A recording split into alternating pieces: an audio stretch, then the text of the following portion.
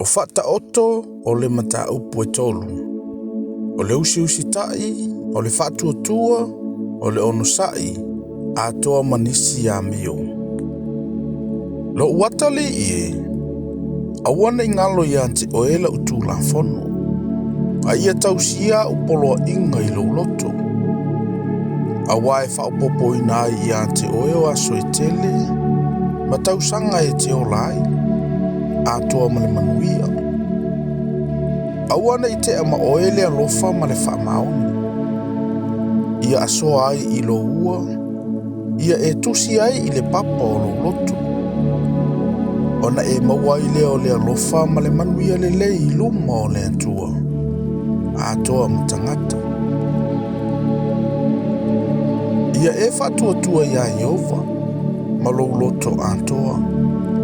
Ai aua le whaalangolango i lo lava atamai. Ia e manatua o ia i wala uma. Ona whatonu ina ai lea e ia lava o wala. Aua e te whaafia poto. Ia e matau ia Jehova. Ia alo ese i le leanga. E whai lea ma mea e malusi ai lo pute. Ma mea e suai o withi. Ia e ava ia Jehova i lo oa. Ma le whaapolo polo au mea uma e tutupu. Ona tutumu ai lea u falisaito i le mau. E feo sofi fo ia utu ngā waina i le waina fau. Lo watali ie. Awa le whatau waa iante o elea o inga Jehova. Awa fo ia te ino pea o ina o e ia. Awa o le ua lo fangia Jehova. Ea o ina o ia e ia. E peio le tamao na o ina o lo natali i. Ua ia fia iai. Amu ia le tangata na te maua le poto. Ma le tangata na te maua le mafaufau. Awa e sili ona le leo na whaatau i lo le whaatau o le ario. Ma mea e maua ai e sili lea i le auro. E sili ona le leo ia i penina. Ma au mea whaafia umalava i le tusa maia. Olo o ilona lima matau le ola tului. Au ilona lima wanga valele o loa ma le viinga. O na ala, o ala matangofie. Ma ona manga ala uma, o ia ile manuia. O ia o le la au le ola i e tango atu i ante ia. Amu ia fo i la tau e ta ofi atu i ante ia. O le poto na whaawai na i Jehova le lalo langi. Ua whatu mauina le langi le mafaufau. O lona poto ua vailua i nai moana. O au foi ua to uluai le sau. Lo watali ie. Awana i te ese nei mea i o luma. Ia e taofi mau i le poto ma le mafaufau.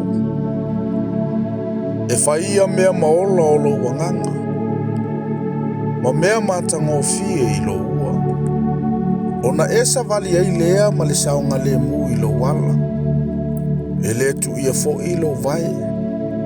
A e ta oto e te le fefe. E te ta oto lava. E mali e fo i au moe.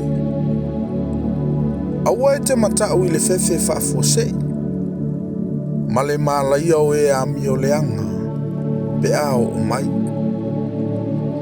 Awa o Jehova. E whai o ia mou whaatua tuanga. Na te leo fo i lo vai. Ne i maua. Awa ne i e whaafiti se mele le i e ua te tau i ai. Pe a ua e mawhai o na whaia. Awa ne i e whai atu i le lua te tua oi. Aluia. Ina to e sau antae au. Ona ua watu ai lea.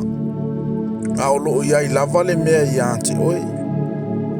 Awana i e whaitonga fiti e leanga ai le lua te tua oi.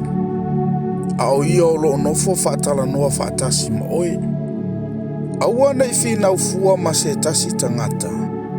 A whaiwana le whaia se mea leanga i ante oi. Awa e te mataua i le tangata whasawa. Aua foi e te filifili se tasi o nala. Awai ino sia i ova le tangata anga pio pio. Ai whewha o ai o ia mai ua sawa lanto wa miu. O le whetu ua i ova lo i le fale o le a mio le anga. Aua whamanu ia le mea nofo ai e a mio tonu.